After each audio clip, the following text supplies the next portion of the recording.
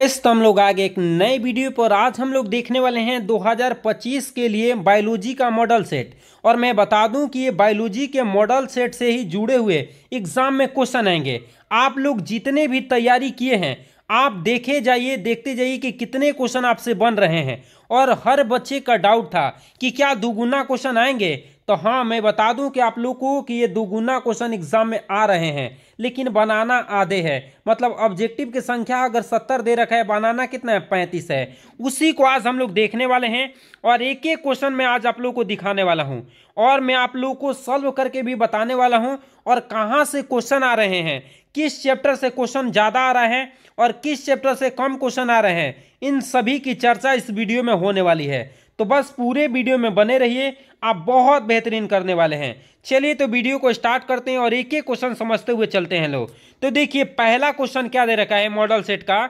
तो पहला क्वेश्चन दे रखा है कि निम्न में से कौन सा प्रतीक मैथुन के लिए है। और मैं बता दूं कि वंशावली विश्लेषण के जो प्रतीक दिए गए हैं वो बहुत ज्यादा इंपॉर्टेंट है, जो लेसन नंबर 5 के है। आप लोग जरूर पढ़ के जाएंगे। लेसन नंबर 5 में जो वंशावली विश्लेषण दिया है, तो ये क्या पूछ रहा है, मैथुन का कौन सा प्रतीक है, पहला नंबर है कि बी नंबर है कि सी नंबर है कि डी नंबर है।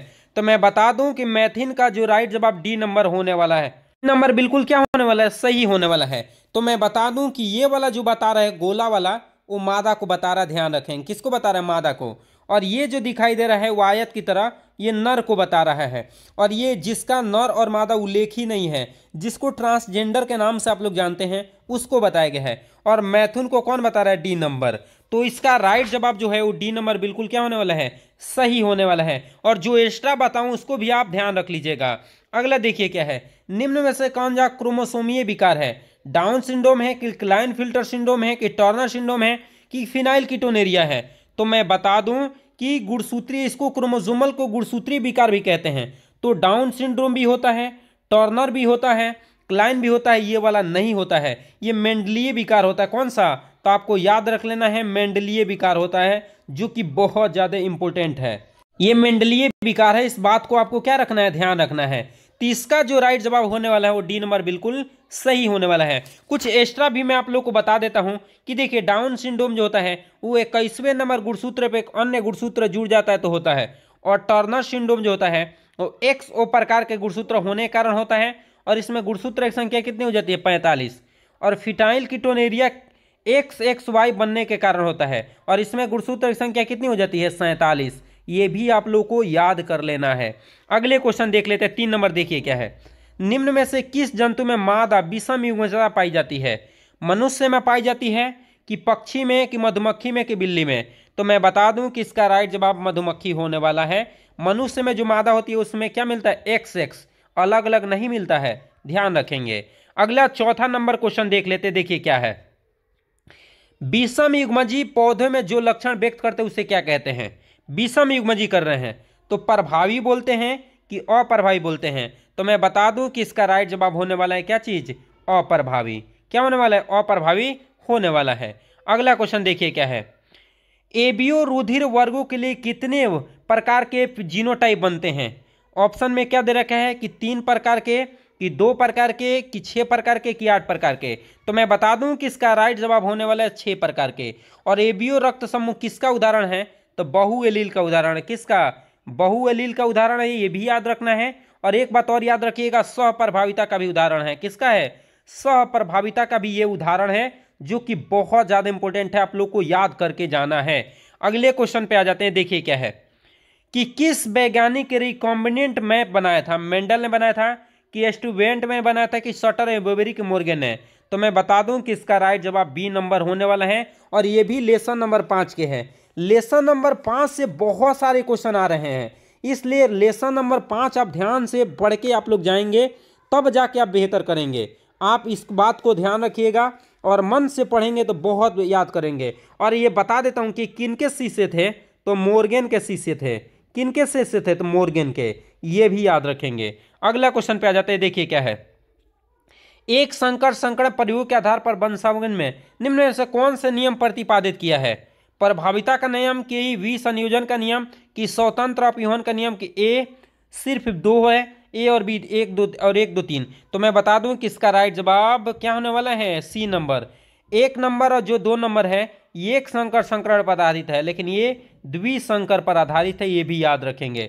इसका राइट जवाब क्या होने वाला है, सी नंबर बिल्कुल सही होने वाला है। अगले क्वेश्चन पे आ जाते हैं। देखिए क्या दे रखा है कि आरएनए में कौन सा पेंटोज शर्करा उपस्थित होता है। ऑप्शन में क्या है, रिबोज, डीऑक्सीरिबोज, जाइलोज, रिबुलोज। तो मैं बता दूं कि राइबोज उपस्थित होता है। आरएनए में क्या होता है, राइबोज, और डीएनए में क्या होता है, डीऑक्सीराइबोज होता है। इस बात को भी क्या रखना है, ध्यान रखना है। बहुत अच्छे अच्छे क्वेश्चन भी आए हुए हैं। अगला क्वेश्चन देखिए क्या है कि निम्न में से किस कारणवश डीएनए कुंडली के दोनों पॉलीपेप्टाइड श्रृंखला की रज्जु की बीच लगभग समान दूरी बना रहता है, किसके कारण। क्या ऑप्शन में दे रखा है कि प्रत्येक पॉलीन्यूक्लियोटाइड श्रृंखला आधार फास्फेट शर्करा से बना होता है। दूसरा, दोनों पॉलीन्यूक्लियोटाइड रज्जुकी में एंटी पैरेलल पोलैरिटी होती है। और तीसरा देखिए क्या है कि दोनों रज्जुकी बेस में हाइड्रोजन बंध के मध्य से जोड़े गए होते हैं जो बेस पेयर बनाते हैं। और तीसरा क्या है, डीएनए में प्यूरिन और पैरामिडिन के विपरीत होते हैं। ये बात बिल्कुल सही है और डी नंबर भी इसका राइट जवाब होने वाला है। अगले क्वेश्चन पे आ जाते हैं। देखिए क्या दे रखा है। अगला है कि देखिए क्या है कि निम्न में से कौन सा कक्ष स्थिरता का कारण नहीं है। कि क्या डीएनए दोनों रज्जुकी एक दूसरे के पूरक होते हैं, बात सही है। डीएनए के मरम्मत संभव है। डीएनए में प्रत्येक न्यूक्लियोटाइड अवशेष में पेंटोज शर्करा में 2 हाइड्रोक्सिल समूह होता है। और तीसरा क्या है, डीएनए में यूरासिल का स्थान पर थाइमिन होता है। तो मैं बता दूं कि इसका राइट जवाब जो होने वाला है वो डी नंबर होने वाला है। अगले क्वेश्चन पे आ जाते हैं। देखिए क्या है। अगला है कि एक विशेष भूभौगोलिक क्षेत्र में विभिन्न प्रजातियों के विकास का क्रम एक बिंदु से शुरू होकर भूभौगोलिक क्षेत्र तक प्रसारित होने को क्या कहते हैं। ये भी क्वेश्चन लेसन नंबर 7 का है। स्पेंसियर होगा कि प्राकृतिक चयन होगा कि अनुकूलीकरण की जीन प्रवाह। तो मैं बता दूं कि इसका राइट जवाब जीन प्रवाह होने वाला है। और इसका उदाहरण क्या होने वाला है, डार्विन का फिंच। क्या होने वाला है, डार्विन की फिंच होने वाला है। ये आप लोगों को मैं कई बार पढ़ा चुका हूं, ये भी याद रखिएगा। अगले क्वेश्चन पे आ जाते हैं। देखिए क्या दे रखा है कि जीवन के उत्पत्ति के बारे में कौन सा असत्य कह रहा है। तो पहले देखिए क्या, ओपेरॉन और हाल्डेन के अनुसार जीवन का पहला स्वरूप पूर्व विद्यमान जीवन रहित कार्बनिक अणुओं से हुआ, ये बात सही बताया है। और जीवन की उत्पत्ति के समय वायुमंडल में मुक्त ऑक्सीजन नहीं था। ये अगला है कि पृथ्वी की रचना 4.5 बिलियन वर्ष पहले हुआ है, ये भी सही है। और ये देखिए ऑक्सीजन, मेथेन और क्या हाइड्रोजन अमोनिया, ये उन्होंने कितने डिग्री सेल्सियस पे 800 डिग्री सेल्सियस ताप पर विद्युत डिस्चार्ज का क्या किया था, उपयोग किया था। मैं बता दूं कि इसका राइट जवाब जो होने वाला है असत्य कौन सा है, डी नंबर है। देखिए मिलर ने अपने बंद फ्लक्स में ऑक्सीजन नहीं लिया था, ये याद रखिए। उन्होंने ऑक्सीजन नहीं लिया था, उन्होंने मीथेन, हाइड्रोजन और अमोनिया लिया था। इसके जगह पे हाइड्रोजन लिया था उन्होंने, याद रखेंगे। बाकी सब सही है, मीथेन लिए थे, हाइड्रोजन अमोनिया लिए थे, 800 डिग्री भी लिए थे। उन्होंने क्या नहीं लिया था, तो हाइड्रोजन को नहीं लिया, हाइड्रोजन लिया था, ऑक्सीजन नहीं लिया था। अगले क्वेश्चन पे आ जाते हैं, देख लेते हैं क्या है। अगला देखिए क्या है कि किसके द्वारा डीएनए उंगली छापी तकनीक का प्रारंभ में विकास किया गया था। LF Jeffrey, Laljit Singh, Watson एवं क्रिक और क्रिक। तो मैं बता दूं कि इसका राइट जवाब होने वाला एलएफ जेफरी। उन्होंने क्या किया था, डीएनए उंगली छापी की क्या किए थे, शुरुआत किए थे। अगला है कि दमनकारी प्रोटीन लैक उपरण से बनता है, जिन आई, प्रचालक असल, उनायक और वाई जिन। तो मैं बता दूं कि दमनकारी कौन सा है, तो आई जिन है, याद रखेंगे। अगला देखिए क्या है कि पेनिसिलिन की पुष्टि एक शक्तिशाली और प्रभावशाली एंटीबायोटिक रूप में किसने किया था, तो ऑर्नेस्ट चेन और हार्वर्ड फ्लोरे और एलेक्जेंडर फ्लेमिंग और वाक्समैन बेबस। तो मैं बता दूं कि सबसे पहले पेनिसिलिन की खोज कौन किए थे, तो एलेक्जेंडर फ्लेमिंग किए थे।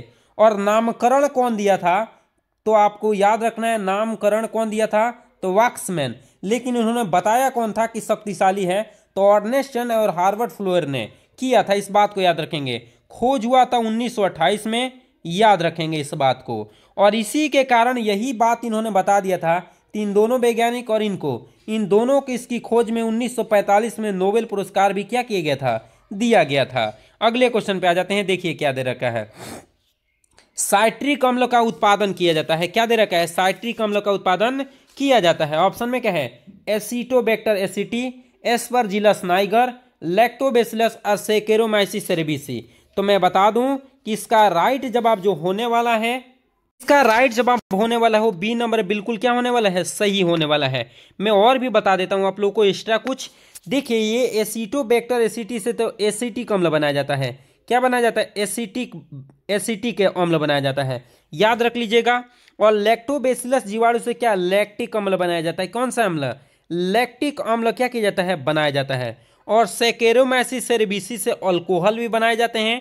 और इसके साथ साथ क्या, इसका उपयोग बहुत ज़्यादा है, ब्रेड व्रेड बनाने में इसका उपयोग किया जाता है। अगला क्वेश्चन देखिए क्या है कि स्ट्रेप्टोकाइनेज के बारे में गलत है। इसका उपयोग रक्त अस्फोटक में किया जाता है, प्रतिरक्षा निरोधक के कार्य रूप में किया जाता है, स्ट्रेप्टोकोकस से उत्पन्न होता है, और क्या है? एक एंजाइम है। तो मैं बता दूं कि इसका राइट जवाब ये भी सही है, ये भी सही है, ये भी सही है, तो ये गलत है। इसलिए इसका राइट जवाब जो होने वाला है वो बी नंबर बिल्कुल क्या होने वाला है? सही होने वाला है। और जितने भी क्वेश्चन उठाए गए हैं ये सब के सब एनसीईआरटी से क्वेश्चन है। अगला है क्या, निम्न में से कौन सा कथन ट्राइकोडर्मा के बारे में गलत है? यह मुक्त जीवी घटक है, यह मुक्त जीवित जीवाणु है, और तीसरा क्या दे रखा है? यह रोगजनक प्रभावशाली जैव नियंत्रण है, यह जड़ मूल परिस्थिति सामान्य पाया जाता है। तो मैं बता दूं कि क्या पूछ रहा है कि ये ट्राइकोडर्मा के गलत पूछ रहा है ना, तो आपको गलत के बारे में पूछ रहा है तो याद रखिएगा कि ये जीवाणु नहीं है। एक प्रकार के ट्राइकोडर्मा जो होता है जिससे साइक्लोस्पोरिन ये भी बनाया जाता है वो कवक होता है। तो इसका राइट जवाब गलत जो होने वाला है वो कौन सा? जीवाणु होने वाला है। 18 नंबर का बी नंबर बिल्कुल क्या है? सही है। अगले क्वेश्चन पे आ जाते हैं, देखिए क्या है।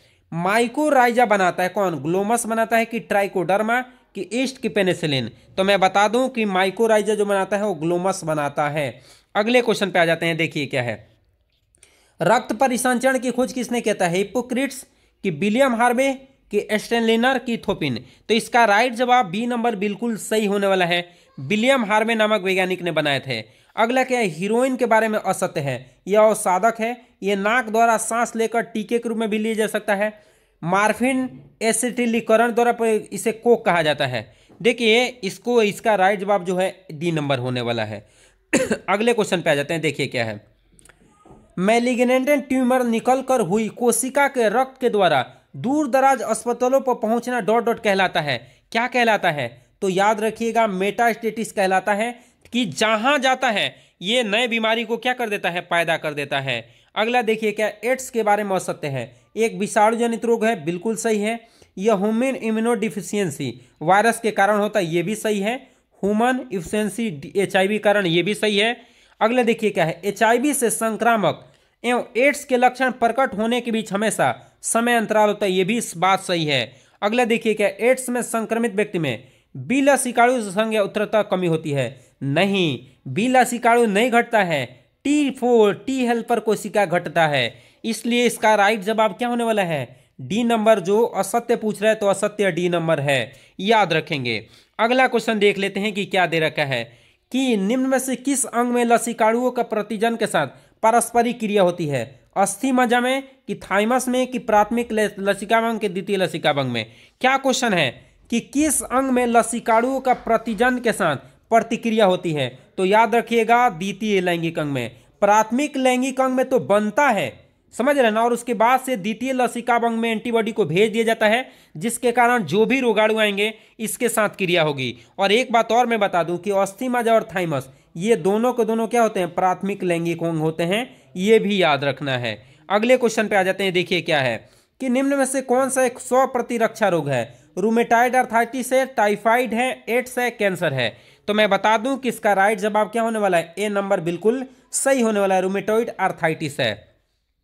अगला देखिए क्या है, दुग्ध श्रवण के प्रारंभिक दिनों में मां के द्वारा स्रावित कोलोस्ट्रम में किस प्रकार का प्रतिरक्षी की प्रचुरता होती है? IgA, IgG, IgM, IgE? तो मैं बता दूं कि इसका राइट जवाब होने वाला है IgA। मां के दूध में क्या पाया जाता है? IgA पाया जाता है, याद रखेंगे। अगले क्वेश्चन पे आ जाते हैं, देखिए क्या दे रखा है कि निम्न में से कौन सा युग्म गलत है? तो देखिए क्या, पेचिस जो होता है एंटी अमीबा हिस्टोलिटिका के द्वारा, एस्केरिस से एस्केरिस होता है, फाइलेरिया के लिए भी सही है, राइनोरस निमोनिया नहीं, ये गलत है, ये बिल्कुल गलत है, इसलिए इसका राइट जवाब क्या होने वाला है, डी नंबर बिल्कुल सही होने वाला है। अगले क्वेश्चन पे आ जाते हैं, देखिए क्या है। टाइफाइड के बारे में कौन सा कथन असत्य है? ये विषाणु द्वारा होता है, नहीं भाई, यही गलती हो गया। ये ज्वार की पुष्टि विडाल परीक्षण सही है। ये मैरी मिलोन के समान जुड़ा हुआ, ये भी सही है। संक्रमित व्यक्ति की शुरुआत छोटी से होती है, ये भी सही है, लेकिन ये वाला सही नहीं है, इसलिए इसका राइट जवाब क्या होने वाला है, ए नंबर होने वाला है। असत्य पूछ रहा है तो ए नंबर बिल्कुल सही होने वाला है। अगले क्वेश्चन देखिए क्या है। कपास के मुकुल कृमि को नियंत्रित करने के लिए प्रोटीन जीन्स की कुटबद्ध करता है, कौन सा? जीन 1AC, जीन 1AB और क्या gene 2AB, gene cry 1AC और क्राई 2AB। इसलिए इसका राइट जवाब क्या होने वाला है, डी नंबर दोनों होने वाला है। क्या चीज? क्राई 1AC और 2AB। इसका राइट जवाब क्या होने वाला है, डी नंबर होने वाला है। अगला देखिए क्या है कि इंसुलिन में नहीं होता है, क्या नहीं होता है? पॉलीपेप्टाइड श्रृंखला ए, पॉलीपेप्टाइड श्रृंखला बी और पॉलीपेप्टाइड श्रृंखला सी और डाइसल्फाइड बंध। तो देखिए ये पॉलीपेप्टाइड श्रृंखला बी होती है, ए भी होती है और डाइसल्फाइड बंध द्वारा जुड़ी होती है, ये वाला नहीं होता है। इसलिए इसका राइट जवाब क्या होने वाला है, सी नंबर बिल्कुल सही होने वाला है। अगले क्वेश्चन पे आ जाते हैं, देखिए क्या है कि निम्न में से कौन सा प्रतिजन के पारस्परिक क्रिया के सिद्धांत पर आधारित है? पीसीआर है कि एलिसा है कि अल्ट्रोनोग्राफी है कि आणविक निदान है? तो मैं बता दूं कि प्रतिजन पारस्परिक क्रिया के सिद्धांत पर आधारित कौन सा है, तो एलिसा है, याद रखिएगा। अगले क्वेश्चन पे आ जाते हैं, देखिए क्या है। तंबाकू में मिलाइडोडेगाइन इन्फोगेनेसियन के संक्रमण को रोकने के लिए निम्न में से किस तकनीक का उपयोग किया जाता है? क्या ऑप्शन में है? कीटनाशक प्रोटीन का उपयोग किया जाता है, आरएनए अंतरक्षेपण किया जाता है, आनुवंशिक रूपांतरण किया जाता है, जीन चिकित्सा किया जाता है? तो मैं बता दूं कि आरएनए अंतरक्षेपण किया जाता है। इसका राइट जवाब बी नंबर होने वाला है। अगला देखिए क्या है। गोल्डन राइस में कौन सा विटामिन पाया जाता है? Vitamin C, vitamin D, vitamin A, vitamin K, vitamin A. तो मैं बता दूं कि गोल्डन राइस में विटामिन ए पाया जाता है। इसका राइट जवाब क्या होने वाला है, डी नंबर बिल्कुल सही होने वाला है। जब बहुत संख्या में जीवाणु और विषाणु किसी संक्रमित व्यक्ति में हो तो उसकी पहचान किस तकनीक से किया जाएगा? ऑप्शन में क्या है? सीए स्किन के द्वारा कि एलिसा के द्वारा कि पीसीआर द्वारा कि एचआईवी के द्वारा? तो मैं बता दूं कि इसका टेस्ट एलिसा के द्वारा किया जाएगा। किसका द्वारा? एलिसा के द्वारा। अगला देखिए क्या है कि प्रथम पुनियोगज डीएनए के निर्माण किस जीवाणु के प्लाज्मिड का उपयोग किया गया था? इसीरिया कोलाई, हीमोफिल, एग्रोबैक्टीरियम ट्यूमेफिशियम, साल्मोनेला टाइफिम्यूरियम। ये उपयोग किया गया था 1972 में।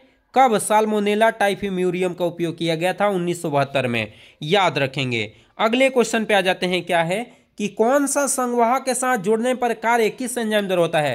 डीएनए पॉलीमरेज, टैग पॉलीमरेज और क्या प्रतिबंधन पॉलीमरेज, डीएनए लाइगेज। तो क्या जोड़ने का काम कर रहा है ना, तो जोड़ने का काम डीएनए लाइगेज करता है, याद रखेंगे। अगला देखिए क्या है। निम्न में से कौन सा प्रथम प्रतिबंधन एंडोन्यूक्लियेज है? क्या है प्रथम?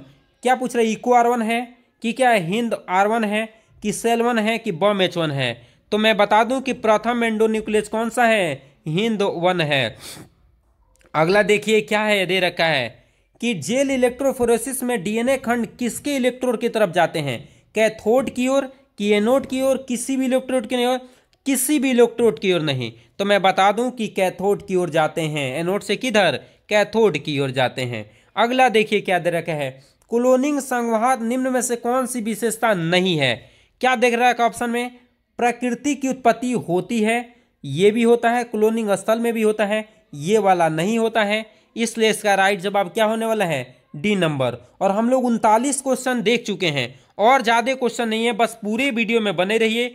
आपको जितने भी मॉडल सेट में क्वेश्चन आए हैं ये पढ़ के जाएंगे तो आप बहुत बेहतरीन करने वाले हैं, और उतना बेहतरीन जितना आप खुद से वादा नहीं किए हैं। अगले देखिए, निम्न में से किसका प्रयोग जंतु कोशिका वांछित जीन में ले जाया जाता है? क्या ऑप्शन है? तो मैं बता दूं कि एग्रोबैक्टीरियम ट्यूमेफिशियम, रेक्टोवायरस, जीनगन। इसका राइट जवाब क्यों होने वाला है? सभी। क्या होने वाला है? सभी होने वाला है। अगला देखिए क्या है। जीवाणु कोशिका से डीएनए प्राप्त करने के लिए किस एंजाइम का उपयोग किया जाता है? सेलुलेज, पेक्टिनेज, लाइसोजाइम और काइटिनेज। तो मैं बता दूं कि इसका उपयोग किया जाता है लाइसोजाइम का उपयोग किया जाता है। किसका? लाइसोजाइम का। अगला देखिए क्या है कि एंडोन्यूक्लियस के बारे में कौन सा सत्य है। प्रतिबंधन एंडोन्यूक्लियस प्रकार के एंजाइम है। प्रतिबंधन एंडोन्यूक्लियस प्रकार का एंजाइम है। प्रतिबंधन एंडोन्यूक्लियस डीएनए को विशिष्ट स्थलों पर काटते हैं। और क्या प्रतिबंधन एंडोन्यूक्लियस विशिष्ट पैलिंड्रोमिक अनुक्रम को पहचानता है। और देखिए क्या ये प्रवर्धन नहीं करता है, इसलिए इसका राइट जवाब क्या होने वाला है, डी नंबर। अगला देखिए क्या है, लैंगिक जनन को क्या कहते हैं। लैंगिक जनन में क्या अनुप्रवाह है, अनिषेचित जनन, असंगत जनन, प्रस्तुति और बहुभ्रूणता। तो मैं बता दूं कि इसका राइट जवाब क्या होने वाला है, डी नंबर, बी नंबर। अगला देखिए क्या है, निम्न से किस फल के विकास में पुष्पासन की भूमिका नहीं है। सेब है भाई। देखिए सेब जो होता है वो क्या मिथ्या फल है, रसभरी भी मिथ्या फल है, अखरोट भी मिथ्या फल है, लेकिन टमाटर मिथ्या फल नहीं है। अगले क्वेश्चन पे आ जाते हैं। देखिए क्या दे रखा है कि निम्न में से किस बीज में भ्रूण पोषी पूरी तरह से विकासशील भ्रूण द्वारा नहीं उपयोग होता है। मटर का, मूंगफली का, सेम का, नारियल का। तो मैं बता दूं कि इसका राइट जवाब क्या होने वाला है, नारियल होने वाला है, मूंगफली होने वाला है। अगले क्वेश्चन देखिए क्या है कि देखिए निम्न से कौन सा जोड़ा गलत है। इग्वानस से क्या बनता है, भ्रूण बनता है। स्कुलेशन से, घास परिवार से, ठीक है। यूका का संबंध नहीं है। अगले क्वेश्चन पे आ जाते हैं। देखिए 50 नंबर क्वेश्चन क्या दे रखा है। चलिए आज इतना ही रहने देते हैं, क्योंकि देखिए क्लास लंबा हो जाएगा तो आप लोग भी देखने में परेशानी होगा। तो आज इतना ही रहने देते हैं और इतना ही मेहनत करके आइए और पढ़ के आइए, आप बहुत बेहतरीन करने वाले हैं। चलिए तो इसी के साथ मिलेंगे अगले वीडियो में, तब तक के लिए जय हिंद।